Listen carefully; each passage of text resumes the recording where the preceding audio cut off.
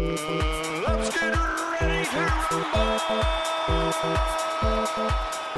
Sports Extra is bringing you the hottest sports updates starting now in 3, 2, 1.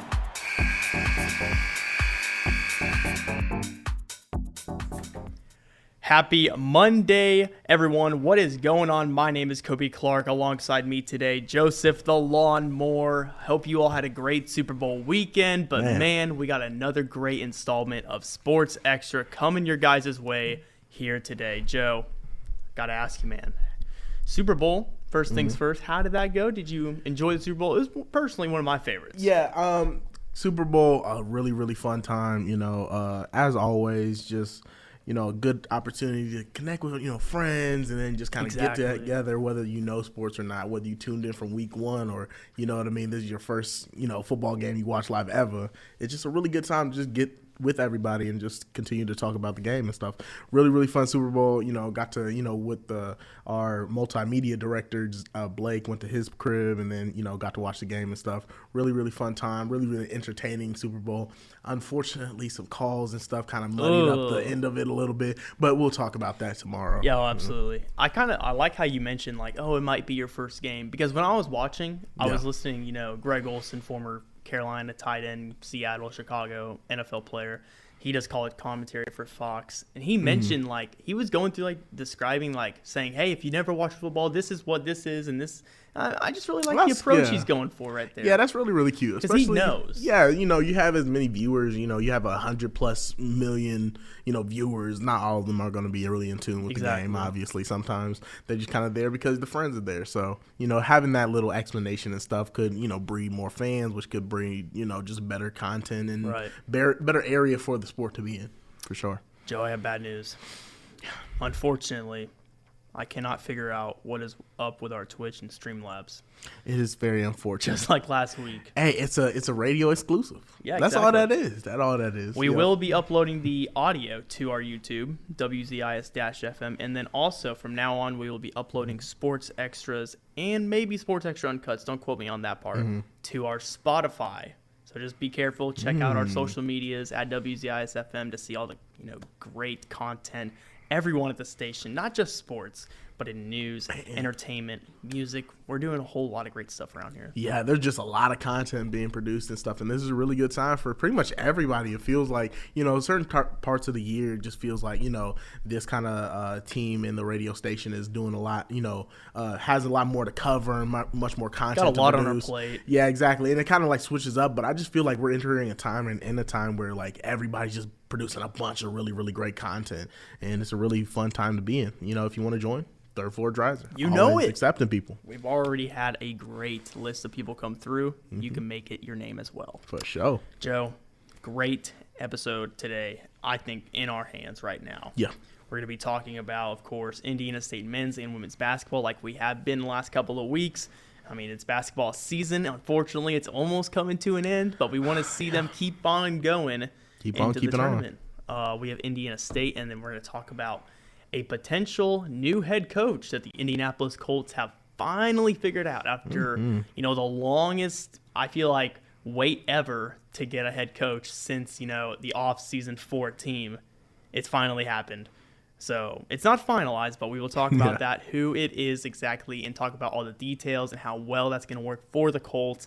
And then, of course, the Indiana Pacers, we're going to recap what happened at the trade deadline with them, who they got, what they gave, and just a quick summary from top to bottom, A to Z, a rundown of how this team and the roster is shaking up with the later half coming up. It's almost All-Star break, so it's crazy, yeah. Pretty interesting. Indiana basketball, I think we're in a good situation. Okay situation. Yeah. We don't want to keep winning. I don't know. There's no way we're getting the number 1 pick unless some sort of miraculous effect happens. I don't like that energy, Coby Clark. I don't like that. Is it possible, though? Of course it's possible. Anything's possible. Listen. Okay, Kevin Garnett. You gotta understand. You know what? We'll get into it when we get into the Pacer stuff. Man, come on now. Let's talk about it, man. The Indiana State men's Sycamores basketball team. We're going to talk about them first. They got a huge win. I mean, we talked about, about 3 or 4 weeks ago, we were in the situation of, man, Indiana State. I feel like they finally, they cracked the ceiling. I mean, they've done all they can. Yeah. They lost 5 in a row. Scratch that. They've won 5 in a row. Whole record scratch. Man, I wish I had the effect here, but I don't. Dang. Missed opportunity. If you're listening, someone out there, help me. Add it, please. But no, we lost 5 in a row and then immediately picked it up and won 5 in a row. So going 500 on our last 10 games, which is very impressive.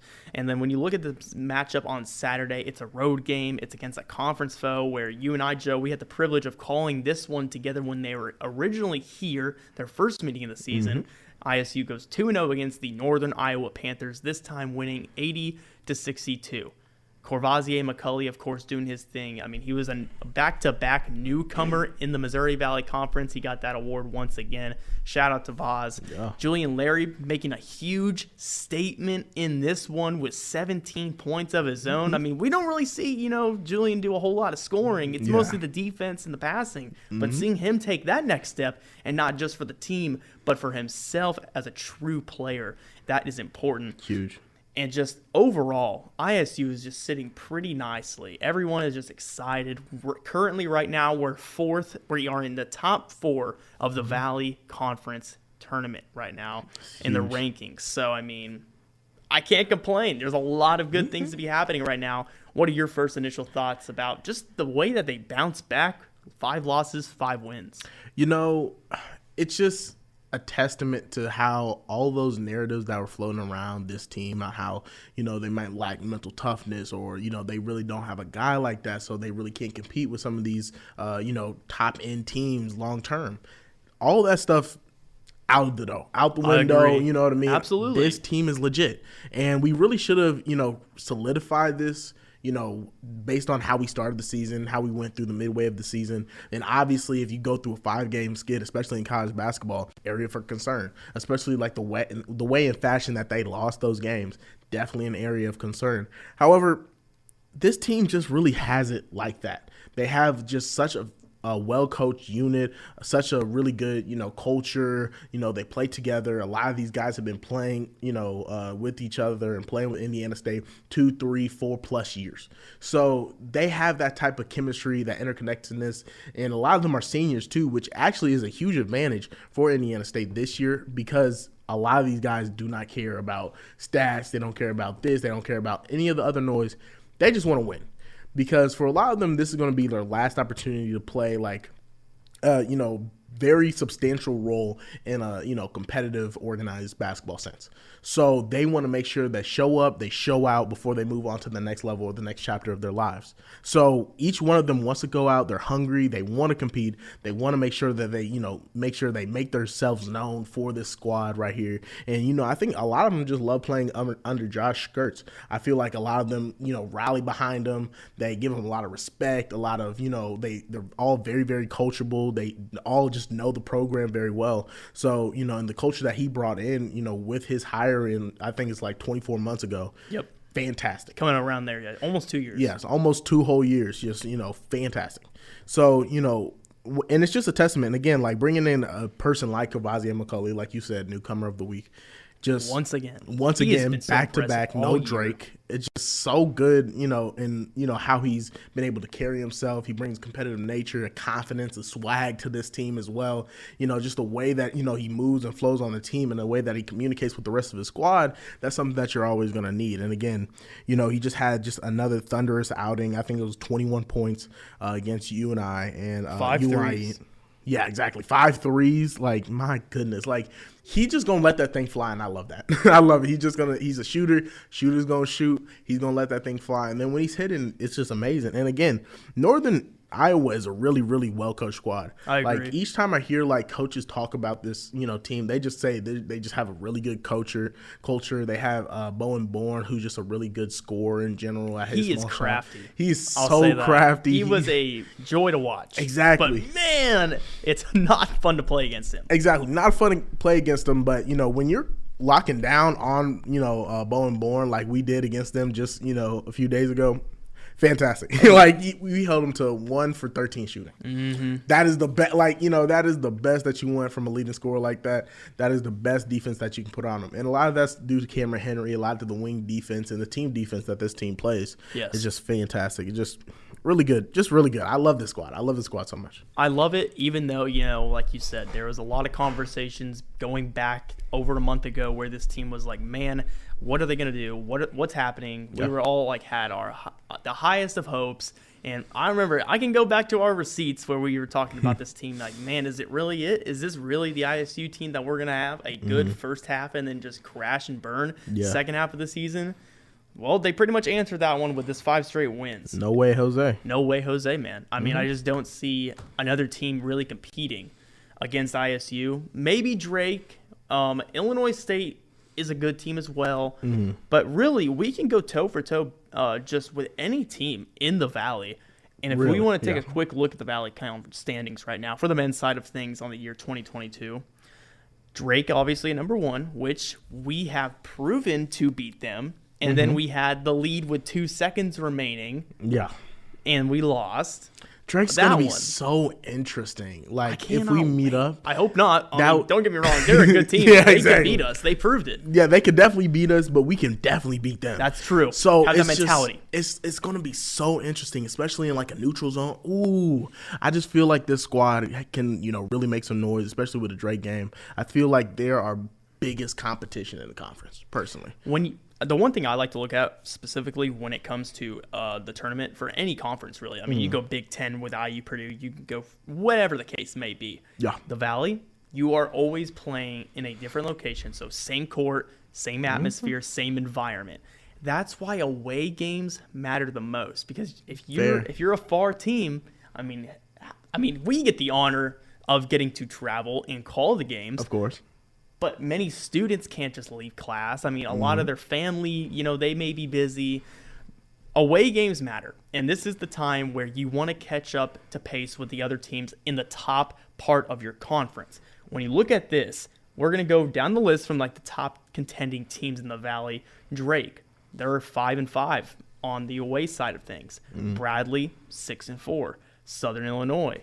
That's who I meant. I said Illinois State. I meant Southern Illinois. Yeah. My apologies. 6-6. Belmont 6-6. Indiana State 6-5. So like, there's not just one top team right now that is just pulling away from the away. Exactly. with the record in the standings. It's so amazing. And like, if you add away like kind of the neutral games that we played in I believe it was the Gulf Coast Showcase. Yeah, back in Estro, Florida, I believe. Exactly. Very early in this. Man, that feels like a long time ago. ISU is 8-6. And true. like, if you include those games. So that's a pretty good, away record in general, especially when you compare it along with like the people you said that are at the top of the conference. So I think this is going to be a really good, test. That is a really good testament and measurement that you added about like the away games. Oh, absolutely. Because like you say, it's just, those games really do matter. Again, you're not going to have any overwhelming, home court presence, whenever we get into like Arch Madness and stuff. So it's just going to be very important that they understand how to win at away games. Yeah. And again, like we just said, NIU, Yeah. fantastic game, because not only did you beat them on their home court. Oh, no, it's UNI. It is UNI. Yeah. Sorry. But yeah, not only did you beat them on your home court, you beat them by almost 20. And that's a team we could potentially match up with. Exactly. And that is a good squad. So, like, and then we're not even going to go into, like, the Murray State game where, Indiana State just absolutely decimated that squad. It's just so many games, and, that's not an away game, but still it's just a bunch of, opportunities, going forward. I believe we have 2 more home games and 2 more away games. Yes, only 4 more. These 2 more away games are, I feel like, personally, all these games are important. Oh, absolutely. But, like, these 2 away games are going to be really, really important for the squad. Just knowing, how to win away, how they've been like learning and stuff and growing, in that aspect. We will see. And it's even more interesting to see how the other people at the top of the conference play in the last away games of the actual regular season. Joe, would you even believe me if I were to tell you that we're not even the hottest team right now with 5 wins in a row? I wouldn't be surprised. We're not even the second. It's the top 2, Drake and Bradley. Drake with 7 wins in a row, Bradley 6 in a row. Those are the 2 teams that definitely scare me the most. Southern Illinois, most of the season, they have been really up top, number 1. Yeah. But now pulling away with it, Drake, Bradley, and then Belmont, another team, is just thrown in the mix. There's just so many. It just makes me happy. Mm-hmm. It makes me want to stand up and just. I can't keep smiling. I just keep smiling because the fact that we're competing on the stages that we have been able to do, we've all come together. Just a completely different team from just a season ago. Completely and it's different. Insane. Night and day. And that could be the Coach Schertz effect. I 100% promise you. For real. And, you know, we say his name so often. It's just because Coach is really good at what he does. Mm-hmm. Like, he's really good at making sure that his team competes. He's really good about making sure they know that this is a team effort and not an individual one. You know, he just values that type of aspect of the game, playing together, playing efficiently, playing at a high pace, and playing fun basketball. And I think that, like, it's a testament to who he brought in, because you have competitors. You have, Cameron Henry, who's bought in with them. You have Xavier Bledson, who's bought in with them. Each one of those guys knows how to do a lot of things on a basketball court. Each one of them knows how to, Cameron Henry, really good, defender, really good in, isolation situation with the smaller defender, really good post-up game, really good, handle on the ball, and just really good wing in general, who's able to shoot and pretty much do a little bit of everything on the floor. Yes. And then you have Xavier Bledson, who's the exact same way. Just can do pretty much everything you can do on the floor. And plus, he has the additional, plus or minus in some sense of having that attitude. You know what I mean? And I really do think those two players are a testament of what Coach's philosophy is on basketball. Play with passion, play with, togetherness, play, well-rounded basketball, and, everybody can, flourish under that system. And what ISU doing right now in the last couple of games and through the majority of the season is flourishing under that type of philosophy. I still kind of find it hard to still make myself a believer in the fact that the 5 losses in a row was a good thing. I'm just on the fence about it. I feel you. I want to say, hey, 5 losses, 5 wins. It happened at probably the best time it could have happened in that situation. Now you're picking it up 4 more games before we go to St. Louis. Mm-hmm. It's just hard because all 5 of them were MVC teams. Yeah, exactly. And that's, the person that I am, I've always felt like you can learn a whole lot more from losing than you can winning. Okay. I have a lot more trust in a person who's, gone through the ringer in life. You know what I mean? Who's, kind of failed and stumbled at multiple points in their, points in their life to that point, and then going forward and then becoming a good person, at the end of that. Right. Instead of a person who's kind of gifted everything, they had that road kind of laid out for them. Again, if you have a team that's gone undefeated, let's say, in this conference, I'm scared of them. Don't get me wrong, because they're definitely going to be a good team, at the very, very, very least. However, they have not shown it's hard to measure that type of growth throughout the season, because really that's about the growth. Because I have a hard time believing that from point to end you were just this perfect basketball team that did nothing wrong and stuff. 100%. You need that adversity. In exactly. Your life. That the players need to know. Really need to pinpoint where they messed up in those games, and especially when you have a team effort and a team losing effort. You kind of have, this moment of, okay, togetherness. We need to bring it in together. I might have a good game. You might have a good game. We just need to bring it together and stuff because we can grow as a group. Right. And on the court, that's going to manifest itself. It's going to be okay, we need to grow together as a group. That means I need to get other players involved. That means I need to, focus on my own individual defense, make sure that I communicate, make sure that I, take my shots when they're given to me, not force anything, not play individual basketball. Because when, that losing stuff, because I'll be imagine if a team goes, winning all throughout in the last 4 games, they fumble. And then it's, conference. True. You know what I mean? Then that's not, and thankfully that's where we're not at. Exactly. That's what I was worried about. So I think the losing thing was, growing experience. I think that's the most, what we've seen in these last 5 games is the most growth from this squad as we've seen throughout the entirety of the season. And that makes me excited for conference play.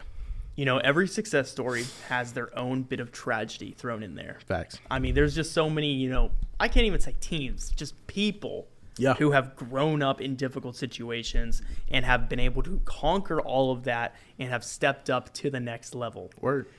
And that's where, you got to go really low on the radar before you can pop off and, hit that next ceiling, take that next step in life. I mean, it goes more than just a basketball game. Yeah, for sure. But 100%. to bring it back to basketball, like I said, this team right now, besides Drake and Bradley, this looks like the team to beat. I 100% I think they're agree. just the more. Now, I do keep up regularly with the Valley. I don't just keep up with ISU. I really do believe Drake might be the team to run through. Yeah. They're a hard team. They're Don't get me definitely wrong, a hard but team. we can do it. Bradley, the same thing, but I know we can do it. Exactly. I just mean, think we Indiana State proved has a it, more yeah. complete team from top to bottom. We got the shooting, rebounding, just the leadership in it all. And personally, I think we have the best coach in the Valley. Hey, listen. Took the words right out of my mouth. I'm saying, like, again. And you know what they say, great minds think alike. Exactly. I'm just saying, like, I just feel like with, coach and what we've seen from the squad in general, it's something special. We're kind of a bit of, like, the top 4 teams. I would say that, honestly, we're low-key the underdogs because Indiana State hasn't been, a fantastic ball program over the last couple of years. I get that. So, again, I just feel like, Drake really established. You have They're always going to be competing. Exactly. The really established ball program. And then you have, Southern Illinois established. And then, Bradley, very established. So, like, each one of them kind of have that, that kind of culture. It feels like Indiana State, these are just a bunch of guys. You know what I mean? They're a bunch of But they guys. don't know it. They don't know it like we do. Exactly. I feel. Exactly. They don't know what goes on in that know locker room. us. They don't know me. Exactly. Write I'm me saying. off. I ain't right back. They ain't right back. And with this Indiana State squad, it just feels like, I feel like a lot of teams are scared of them because they don't really have, like, a central guy that they need to stop. You know what I mean? They don't have a guy. They need to stop pretty much everybody and just hope like, everybody has a bad shooting night for them to have a chance at winning, personally. No, I 100%. I'm right there with you, man. I'm trying to find this Belmont game. So we have Belmont is the second to last game coming up on the schedule in the regular season, but I'm trying to find, did we play them earlier in the year? I don't think so, which is I don't odd remember. To me. You usually play both two. Sorry, I can't catch my breath. I'm trying to think, like, trying to play the same team twice in your conference, but I believe that's not the case. It just depends on the drawing, which I get it. Belmont's in Nashville, Tennessee, so it makes a little bit of difference right there. But For sure. Looking at these last 4 games, UIC. Now, I'm not trying to be, mean in any way, but UIC is second in the Valley. They only have 2 wins on the season. This should be a great game for ISU to work on a lot of things and work on some things that you have to work on and throw out come the Valley championship in the the tournament and all that. Illinois State, a little bit of the same way, I guess you can say. They're only just a few games higher up than on UIC, so those 2 games definitely help you out. And one of them is at home, which I believe I'm on the call for the Illinois State-Indiana State game, so that should be a fun one. And then in Belmont, like I said, that one's a really tough battle because that makes a big difference when you're 11-5. The 3 teams that are 11-5 are Southern Illinois, Belmont, and Indiana State. So if you could beat them and catapult yourself above them, that you're pretty much guaranteeing yourself, instead of playing day 1, advancing and waiting and taking that rest day for day 2. For sure. I definitely agree. And I do like how it's not really an easy schedule to end out the season. No, I like it. I really do. I feel like you have some, kind of easy game, quote unquote easy games, or like It's less never competitive. easy in the Valley. Exactly. Nope. Less competitive games, kind of sprinkled in there with some more higher, seeded opponents as well. So again, I think that's really, really good for this squad.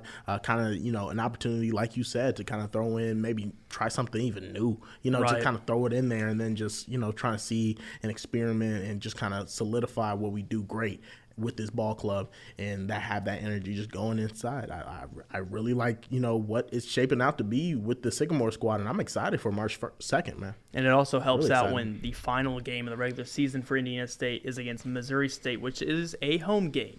So that definitely helps push the narrative. Like I said, UIC and Illinois State, 2 of the 3 standing-wise worst teams in the Valley. And then currently Indiana State is above both Belmont and Missouri State. They're the 2 teams behind them. So challenging, but the openness to creativity and working on a few things and then just building it all together come round 1 or round 2, depending on how you end your regular season. a lot of fun on this men's team. And one thing I didn't really note on, I have to talk about, I had an interview last Thursday with Cooper Neese. And if you want to go listen to that 8-minute conversation I had with the great Cooper Neese, you can go check out on our social media, WZIS-FM. It's on our Twitter. And then also you can go to our WZIS-FM SoundCloud page where it is listed as one of the top played, where I believe it has almost 75, maybe 70 views. So appreciate all of you for listening to that if you have. But we also have an interview this week myself, and I will be going either to the Holman Center or the arena on, I believe, this Thursday to talk with the head coach of the Sycamores, Coach Josh Schertz. A lot of questions that I need to ask him before, the championship in the tournament. A lot of fun, man. I cannot wait to have that conversation with him. So just stay tuned. Just pay attention and listen to everything we got going on here. A lot of great stuff, man. For sure. Joseph, let's turn now things into the women's side of things. Indiana State women's team, unfortunately, they went 1-1 on the weekend, so not a bad thing. But the biggest thing that you have to take away, and honestly, we need to give this woman a round of applause. Give her her flowers, Mrs. Deljanae Williams. Clap it up. Clap it up. A thou wow. 1,000 career points. What a statement right there. She did it early, too, on Sunday. She was wasting no time at all. So congratulations to you, Deljanae Williams, as you did surpass 1,000 career points. Only the 29th player in the history of the program to ever do that. Huge. So that's just historic right there. You have history, you have legacy, and, your name will be synonymous with those other great players who have came through Indiana State basketball. But the unfortunate side of things is they just, for all the wins, that there is, the losses do pile up. Of course. And, we had our hopes a little high, and Indiana State just still not really trying to pull away. It's just difficult to see how it's all played out for them. 5-9 in the Valley.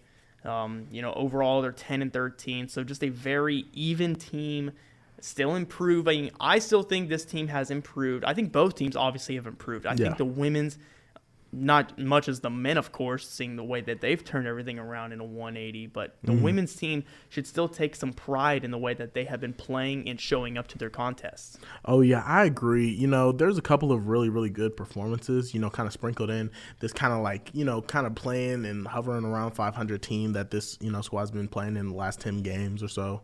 I do feel like, Chelsea Kane, obviously Deljanae Williams, played fantastic and, got that huge milestone. And I just feel like, little bits and pieces like, Bella Finnegan, she's having a fantastic kind of like, Anna McKendry as well. Like, this team is good. It's again, like sometimes they don't all click. Like you said, like, and I feel like I said this last week to where like with this women's squad, it just feels like whenever there's a good game from one girl, it just everybody else has like an okay game to not so good game. Yeah. And it just feels like it's just more of the same with that. Again, like Chelsea Kane, 18 points, 6 for 10 shooting and stuff, 7 rebounds. Fantastic game. This is probably one of their better games piled up stat-wise. Stat-wise, exactly. I agree. With Kane, Williams, and Finnegan both ending in double digits. Yeah, exactly. You had 3 girls in double digits points and stuff, but, it just feels like, the efficiency isn't really there, as a squad sometimes. And, it just feels like sometimes it just doesn't really connect. And when they're clicking, they really were clicking on offense. However, just the defense just kind of like, fell apart. You have Destiny Wells dropping 35. It's just it seems like there's like that one player when they play women, play against our women's team, just pops off for a career high in some sort of way. In some type of way, and it's so funny because Destiny Wells was like the leading scorer when they came into the Holman Center when they played ISU on their home court. And, she didn't really have like that crazy of a game. She had a lot of assists, but she didn't really have that, fantastic of a game. And it was like, Madison Bartley, who was like, played fantastic. And now like Madison Bartley had 0 points in that outing and Destiny Wells had 35. It's just kind of like, they probably had a game plan. What are you going to do? Yeah, to their credit, they probably had a game plan to start stopping Bartley. But didn't key in on, Destiny Wells too much. But again, Destiny Wells is a hooper. Now, she's very shifty. She's very, very, very smart basketball player and stuff. So to her credit, she's just really good at the game. But it's just tough. Again, defensively, we have to have something going.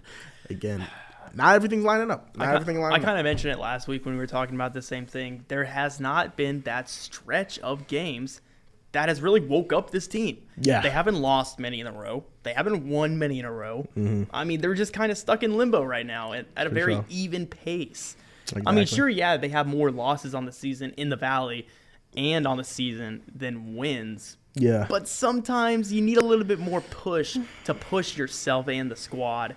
Now, do I personally think Chad Killinger's doing his best? Absolutely. I think he does. Sure. He has, shown spurts of this team with the success rate. I mean, just the fact that a lot of people still go out to see them this late in the season, not playing the best basketball. It's a testament. It absolutely is. I mean, I am one for women's basketball, and the fact that it's been pushed, women's sports in general, and how it's just been pushed the last couple of years or so, it's about time. And it's kind of ridiculous that it kind of took this long. And I'm just, here. I'm all here for it. Yeah, I really think they're going to, keep competing. And this is one coach and one team that if they do catch some fire with the last couple of games on the regular season, whoever matches up with them on round one, good luck. Because it's going to be scary. Exactly. And, with this squad, I feel like, especially in, like, a neutral, like, area and stuff, I do feel like, Indiana State has a possibility of really, like, giving some teams some trouble. Because Deljanae Williams, all it takes is Deljanae Williams just to catch fire. You know what I mean? All it takes is for Anna McKendry to, really just get her shot to fall. All it takes is just just two of those little factors, two of those little players. That can happen more. Exactly. Just two of them. That's it. And then they can probably beat, like, a majority of the teams that are going to be hoops in the Heartland. So literally just, two of those players really have to get their game going in the same, at the same time for them to really, really be, that type of team. Yes. But again, it's just really hard. Again, like, it just feels like it hasn't lined up whatsoever. But again, I do feel like if Indiana State is able to pull out, like, let's say like 3 wins, if they can go like basically 500 for the last couple of games, yes, I think that would be huge. I think that would be 6 huge. games. Now, trust me, it's going to be difficult. It's definitely going to be difficult. They got some teams to face. They only got like 2 teams that they are above, but they do have Valparaiso this Friday at home. They are better than them standing-wise, so that can help. And then, of course, they go ahead and take on UIC, which, they're middle of the pack. I wouldn't count them out of that one, especially since it is here at the Holman. Yep. They play Southern Illinois after that one, which I'm trying to see if they're right here. They're about same thing right there, middle of the pack. So not one true team that's like overpowering than the others. Yeah. Missouri State, they're third in the conference. Then they take on Bradley, who is unfortunately just has not won a game all season long. And they're 0-14 in the Missouri Valley Conference, and then they have won 3 games. Wow. So that can help you boost your confidence. And then, you play Illinois State, who's, number 1. So now don't get me wrong, there is like 4 winnable, maybe 5, if you really want to push the narrative of games. If they can just go 500, that's the goal. Obviously, you want to shoot to the stars. Yeah. But I want to see this women's team go 500, build the confidence up, run away with it in Moline. Yeah, I completely agree. And I think the stat, if I had to point out an individual stat, is just team shooting in general. And I would go more into, like, the 3-point shooting. Okay. Because it just feels like whenever there's, like, a good, clip on this team, like, in general for that game, I just feel like they are able to open up so much, especially for a person like Chelsea Kane, whose game is pretty much balls around, driving to the cup and then trying to get, in one place. Yeah. So I feel like the game would just open up so much more for this squad. And really that revolves around Anna McKendry because she is the best 3-point shooter on this squad. She can drive. Exactly. So, like, if she's able to, like, really get it hot, and then some of the other girls can see the shot fall as well, you know what I mean? And that's, known to, like, really get the shooter's confidence up and just seeing that shot fall down, whether it's you or not. Again, I feel like that type of momentum will be huge for, a women's squad if they're able to get that shot to fall, win or lose consistently through these last couple of games, just going into hoops in the Heartland. I feel like that would be a fantastic, kind of, momentum shift for the squad to really, really give them a little bit of confidence, a little bit more, kind of like, that little oomph going into, that type of play. You know, Joe, sometimes I just want to let you know when we have conversations like this, I don't even feel like we're on the air and having people listen. It's just a man to another man having a great conversation, talking about both teams that we're very we pride ourselves on. I love this school and I love going here. Oh yeah, I love it. You know, I love basketball. Me personally, I'm the son of two barbers.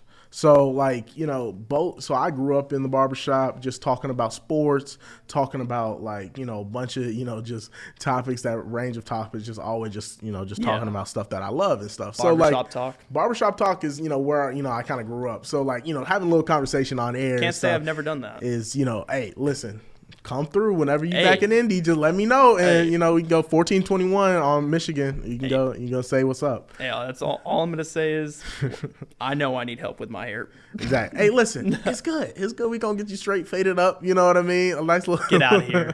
Get out of here. You look good, bro. I promise. I wish I got good hair genes. Hey, listen. Hey, we can work it with it. We can work with it. Hey, I may not have good hair, but I got good hot takes on basketball. Oh, most definitely. That's what really matters. Exactly. We're going to take a quick 30-second break, and when we come back, we just recapped everything from ISU men's and women's basketball, but now we got to talk about the professional sports. Indianapolis Colts and their potential new head coach, and some nice Indiana Pacers conversations from what happened to the trade deadline to this past weekend to see how the team stacks up. We will be right back on WZIS Sports Extra. Hey, Mom, why is the sky blue? Why don't animals talk? Why do dogs have wet noses? Why is an 11 pronounced 1T1? Kids ask a lot of questions. Why do I have a belly button? But you don't have to know every answer. Why is the ocean salty? Because you don't have to be perfect to be a perfect parent. Why are there 50 states? There are thousands of children in foster care who don't need every question answered. Why is pizza round? They just need you. For more information on how you can adopt, go to adoptuskids.org. A public service announcement from the U.S. Department of Health and Human Services, Adopt U.S. Kids, and the Ad Council. We are back live on your favorite sports talk show in the universe. Not even just on this campus, in this state, in this county. In this, like, galaxy. Like, what is going on in this dimension right now through the Milky Way? This is it. Exactly. Sports Extra, baby. Yeah, shout out my homie Glinglang from the Starlight system. You know what I mean? He always holding it down up there, yeah. What even does that mean? I don't even know that reference. Or you just made that up. I just made it up. Okay, Glinglong, shout out to you, man. Shout out to the ancestors. Jesus Christ, man. Shout out to them, man. Shout out to the other dimensions. Yeah, man. I know they peeping them. They jealous. Hey, they I jealous know they now. are. They jealous. Okay, now we're getting into some weird Marvel stuff, I feel. Exactly. Joe. Indianapolis Colts, Indiana Pacers. Let's start off with the Colts news. Some good news. Unfortunately, this man didn't win a Super Bowl last night as the Eagles did lose to the Kansas City Chiefs. But in good news, he looks like to be the front runner for the head coaching vacancy in the Indianapolis Colts organization. And that man's name is, of course, former Philadelphia Eagles offensive coordinator Shane Steichen. The way that it's all lined up is right now, if a deal can be reached after, which just last night was the Super Bowl. Yeah. So if they can reach a deal, that's the guy that the Colts want. Yeah. So now it's all up to Shane and wanting to come here. I mean, obviously, if you interview for a place 3 times, you're kind of wanting the job. I don't know why you'd want to turn that down. I think the Colts would be very upset if that did happen. For sure. But all things considered, it looks like that he wants to be here. The Colts want him. Mm-hmm. And I think we came, to our senses the last couple of weeks where we said that, hey, the reason probably why there's no head coach yet is because it's Shane. Yeah. And it looks like to be him. So there you go. And I'm glad we're here. I'm glad we came to this result. I agree. Again, I'm glad we went offense. I'm glad we went offensive minded. I do think there's a ceiling to defensive minded head coaches. And since we went down that route, we got a guy who's, going to be able to, build a very versatile offense. I like how you said that. And the one guy who brought Super Bowl to this city was Tony Dungy. And he's a defensive minded coach. Okay. Fair. Good point. But this team a little different than that. It's a different world. We're living in a different league. Very different league. 15, 17 years ago. Yeah, exactly. Fair. But still, I do think, now you look at a lot of these squads that have like some players on them, around the league. They're, and then they have a defensive-minded head coach. They kind of, what I mean? They're normally really good in the regular season and stuff, but when it comes, come time to like those deep playoff ones where they really have a shot at like the Super Bowl or, even a conference championship, it seems like they kind of fall flat. But, that's kind of the trend that we've been seeing over the last couple of years. Yeah. But, like, I'm glad we went offensive-minded. I do think that's an area that we really should hang our hat on because we do have some guys now that can really, really ball on the offensive side of the, offensive side of the ball. When healthy. You got a top 3 running back, maybe top 1. Jonathan Taylor. A lot of people drafted him first overall in fantasy, and they got disappointed. Couldn't be me. I won the fantasy championship here at WZIS. Yep. Good job. Put it on my back. Just got to let y'all know that. Listen, though. Hey, how'd you end up? Hey, were listen, you even in the we don't have to talk about that. We don't have to talk about that now. Were you even in the playoffs? Listen. All I'm saying, don't make me mad. So mad right now. All I'm saying is that in the basketball fantasy, I'm hoping. We on like a 6-week streak right now. That's crazy because I always forget about it. Exactly. I'm not even paying attention. But yeah, I'm just saying, we all have our ticks. We all have our little, our tendencies, what we good at. But yeah, I'm just saying, like, when it comes to the squad, I feel like, offense should be something that the Colts hang their hat on because I agree. Feel like, again, like I said, we have some guys, we have a culture, and really we went, kind of defensive minded. We really went, this way, that way. Right now, again, I've been an advocate to where I feel like it really wasn't a coaching thing, but, obviously, you kind of want to have that fresh start, which I don't hate. So, like, I'm okay with this type of, trajectory that the Colts are on right now and the decision makers that they're making with, Steichen and what he's going to bring to this squad. I think it's going to be huge. The versatility, just, depending on who we get, in terms of the quarterback position, I just feel like it's just going to be a really good day, really good, season. It feels like it's going to be for the Colts. Not going to be great. I don't think it's going to be great, but I do think we're going to be positive. I still think the Colts are kind of, on the upper part at least in the division. Yeah, exactly. If they get the right guy and that's the thing. If they roll him out early on the season, I would say C.J. Stroud. You could take your pick. Exactly. Maybe this is a playoff team. Here's the thing, Coby. We have to be worried. We have to be worried about a team. We have to be worried about a quarterback. We got to be worried about a defense. All in our same conference. That I would not anticipate us sitting here and being like, okay, this is really a team to beat in our conference. And that's the Jacksonville Jaguars. Oh, absolutely. Like it's time for the slander to go away. Jacksonville, Duval County, football is back there. I wouldn't even say it's back because it's never really been there. True. But 2017.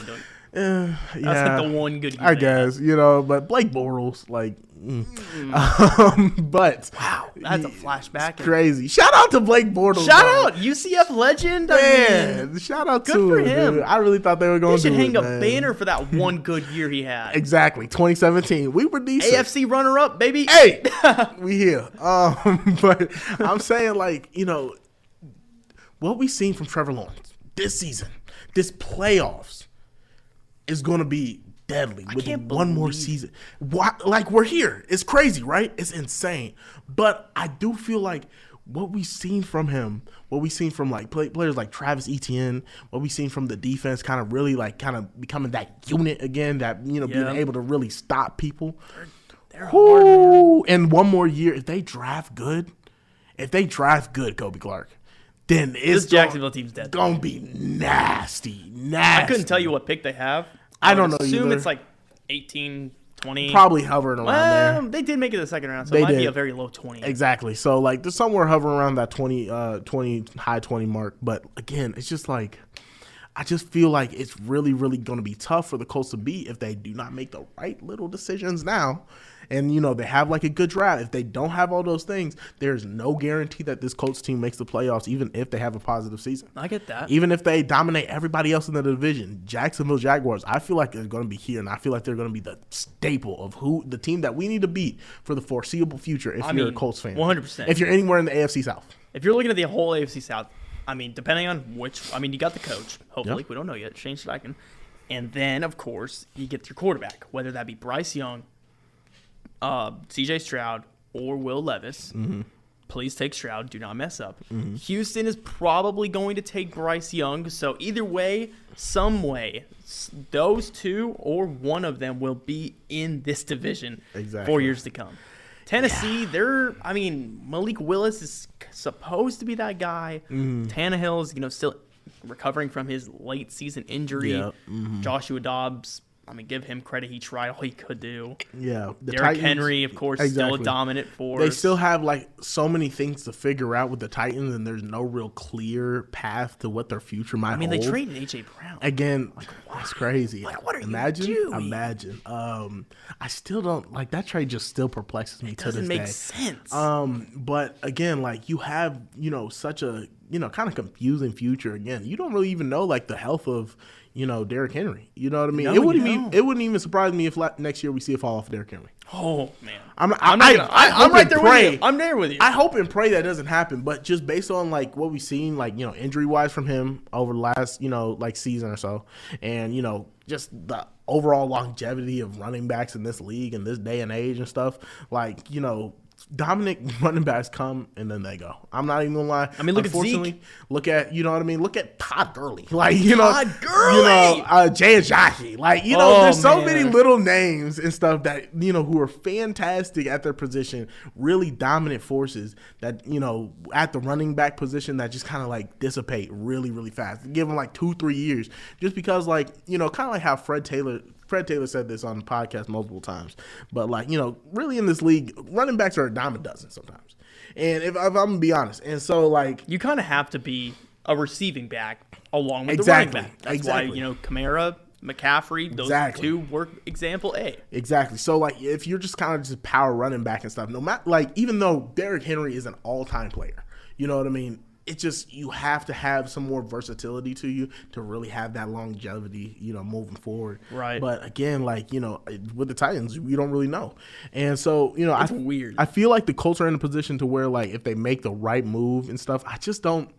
The quarterback thing kind of perplexes me a little bit. And I've just been thinking about it more and more. And I'm just man, do we go after, a trade wise, do we go after somebody? Trade back or trade no. quarterback? Or that's the question. That's the question. Who would there really be? Considered Aaron Rodgers.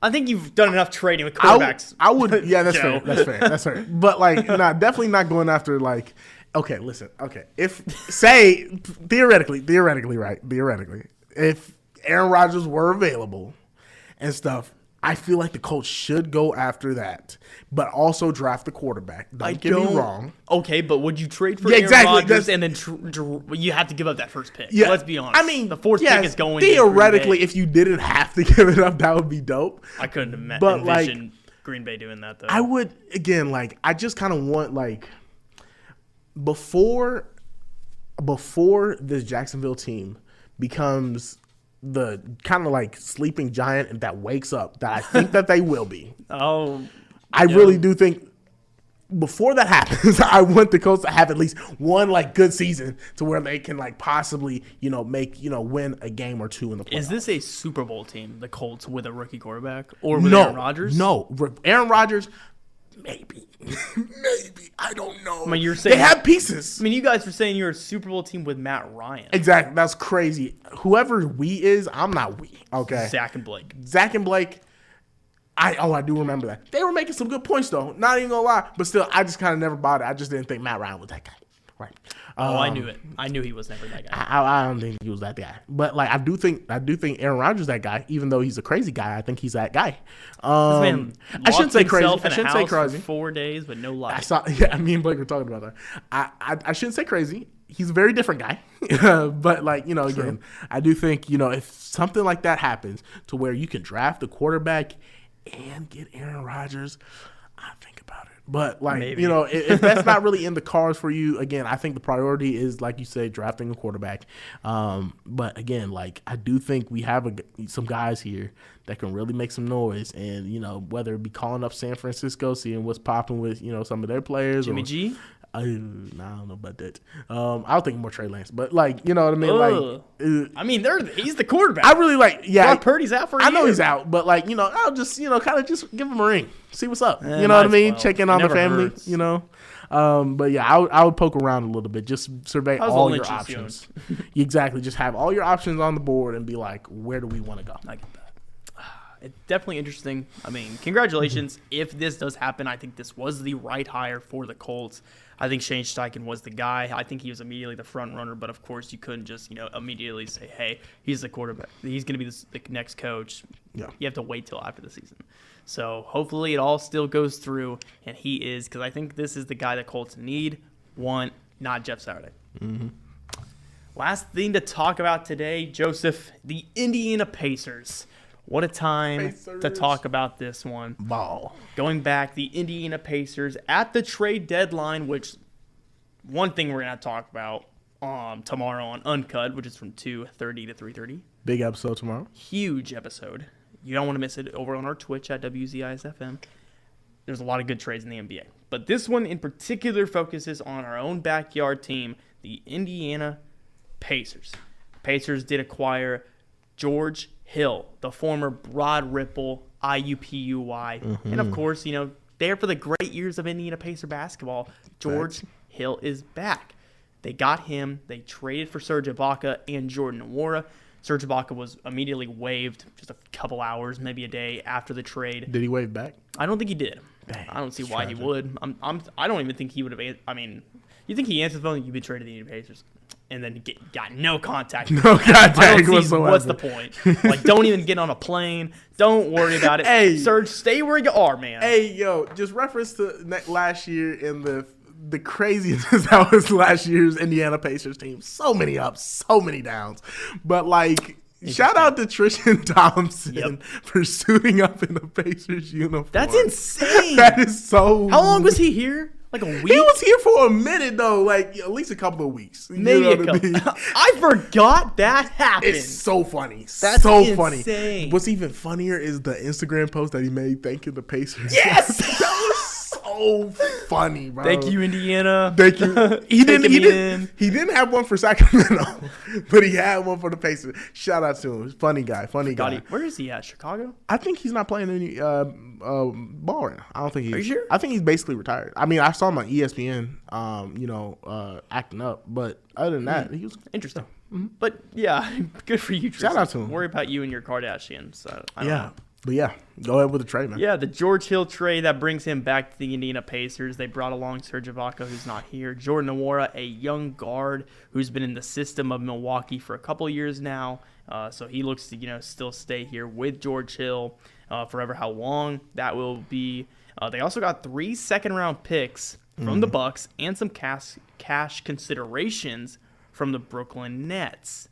Now they did have to say goodbye to Goga Bitadze, who I'm for one who personally I'm not mad at. Never really liked him. Didn't like his fit. Yeah, didn't make sense at the time when he had Sabonis and Turner on the roster. Yeah, exactly. I know why we drafted Goga, mainly just for because we didn't know what was happening with the Turner and Sabonis situation. So that was kind of a little bit of what is it called, like insurance for whatever happened with them. I do think Goga is a talented big. I really do think he still has a decent amount of potential to be like a really solid backup for a squad, but he just never really developed under the Pacers system. Again, they kind of went from having 2 bigs to where he just didn't get playing time, and then into a Rick Carlisle team to where they're very much more guard focused, to where you're just not really gonna have as many opportunities and stuff. There's a couple of really good big men on this team and stuff like that. Jalen Smith is actually pretty talented. Yeah, he's just not. He's kind of a disappointment. Very disappointing this year. Very, very disappointing. But still, I do think that he still showed so many flashes, especially last season, to what he could be. And then you have Ijax, who's really, really good, but just doesn't really see playing time like that. Yeah. That's the one thing that I would comment about the Pacers that I don't really like, or Rick Carlisle. The one critique I have of him is just he's not going to be playing the bigs like that. But I understand it just because Miles Turner pretty much gives you everything you want from the big position, so you don't really need to have a bunch of guys running. But still, yeah, I feel you. But I do think if Goga goes to international ball, hoops and like develops really well, and or goes to some other team that's like rebuilding or something, like a Rockets team or something, I do feel like maybe not the Rockets because I don't know about them, but like a team like that, I feel like it's going to be really, really huge to make sure that he develops to his maximum potential. I get that. And really just focusing now on just the whole top to bottom team. This Pacers team, we mentioned it. They were kind of surprising at the beginning of the season, but then kind of took a turn, which we weren't really too shocked, nor did we really care about. But the fact that now it's, all setting up, the stars are aligning for Indiana to not make the play-in, not make the playoffs, but make some good effort run in the, I'm trying to think of the word, the lottery. Yeah. Buddy Hield. Many people saying trade Buddy, get a first-round pick. I still think this makes sense for him to stay. Miles Turner, I love how he re-signed. Benedict Matherin's still just so young, so talented, so promising. Aaron Naismith, Aaron Drew Nembhard, those two names as well, they have been improving. Jalen Smith, I mentioned, he's, still kind of transforming into this. He was very exciting to see when he came over from Phoenix, but now this season we paid him, and hopefully he can still turn around the second half of the season after the All-Star break. Tyrese Halliburton, can't say enough about this man. I don't even have to mention his name. And then you go to see, Isaiah Jackson, who also in the same sense didn't really show a whole lot just quite yet. Hopefully he turns that one up. Chris Duarte, very promising first year, but still he was 24 years old. I believe he's either 25 or 26 now. Yeah, he old. So he old. I don't know what we're going to do with him. And then Kendall Brown, he doesn't really play. Yeah, I feel you. Like we brought James Johnson back, the GOAT, which we respect. Because I'm surprised he's not. I'm honestly surprised he's back, but I like his leadership, and the Pacers like him. Exactly. Thank you. Like, because I just feel like he's such a locker room guy. Whenever I see like any type of Pacers content with players, they always mention James Johnson, just because this is a group full of young guys, and he's just old school. You know what I mean? Yeah. He comes in dressing, with his little clothes or whatever and stuff. The way I think he just interacts and talks, I feel like he's a really good guy to have in the locker room. I know, like after we waived him, he was in the front row sitting with Tyrese Halliburton. I saw that. I was like, that's so awesome. Yeah, exactly. And so, we kind of knew that he was coming back after that. It'd be kind of weird if he was. He's like, why is he here? Exactly. Maybe they just like him a whole lot. But still, I just think that this roster it's solid. It's promising. I think that we need to explore Chris Duarte trades in the postseason. I do agree. I think we need to explore that just because, just him, no one else. Yeah, maybe Buddy Hield. It depends if the price is right. If the price is right, I'm more than willing to give up Buddy Hield. Because the most that he's going to be is probably like a bench player. I'm not going to lie, because I think, But his shooting is so good. He's so good. But I do think the jump that Benedict Matherin might possibly have is going to be good enough to, get Buddy Hield.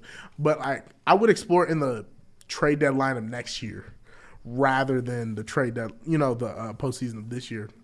Yeah, the deadline makes you really act up. Exactly. So, let's see, where Benedict Matherin's development is at to that point. If he just takes that jump to where he's just a solid starter, like a consistent starter, then okay. You know what I mean? Just might as well just make sure that you trade, Buddy Hield just to open up minutes and then just kind of round out this roster from size-wise, especially at, the 3 position.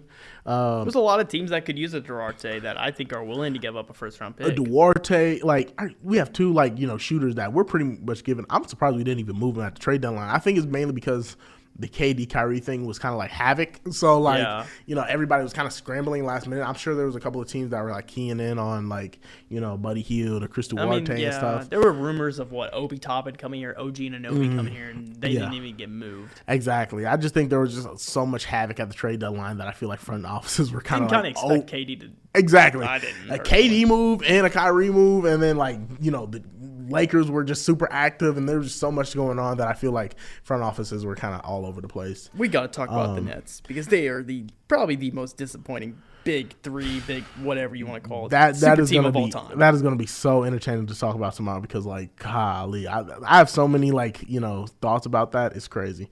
But again, I do think we are in a position now to where I want it to be in. We have the 6 best lottery odds if the league ended today. Yes, that's what I was looking at. 6 best, which is pretty good. So they have a couple of talented wings. They have Brandon Miller. They have, I think it's Azur Thomas, who's the one of the twins. Well, one of the twins. I can't really. Amen. I'm trying to think of the names. Amen Thomas and Azur Thomas. One of the twins, I think it's Azur Thomas, who's the one that's like really is at the guard position, who's like 6'7", versatile wing. We have one of them. We have Brandon Miller. We have there's a couple of really solid like wing players that I think, but that is if we don't land the number one pick. Yeah. And obviously that's preferred. But again, if I'm just gonna be realistic a little bit, you know what I mean? Like get out this fantasy world that I'm in, just come down to reality. Probably not gonna get the number one pick. Get down here, Joe. But again, I do feel like what we can do with a pick where it's even the one, I mean even the two, because I know Scoot Henderson's pretty much a solid two. Yeah, he kind of has to be. Yeah, so if we even land that, I don't even think it's gonna be a bad thing because we can easily trade down. I think he could be a 1. In any other draft class, really. In any other draft class, exactly. I feel like you can easily trade Scoot. You can easily, basically that pick, I should say. You can trade now and try to get one of those guys and bring something in for that number 2 pick. And the lottery definitely helps because you're not set. I mean, we could easily jump to 1. We could jump to, unfortunately, like maybe go back to 7. Stop. I don't know. Don't do that. Don't do that. I'm just being realistic, Joe. No. That's too realistic. Didn't I say get down here? That's too realistic. Stop. See, fine. I'm just saying. I'm just saying. So like, hopefully, it's going to be a good position. The Pacers are going to be in a really good position, no matter pretty much wherever they land in the lottery, realistically.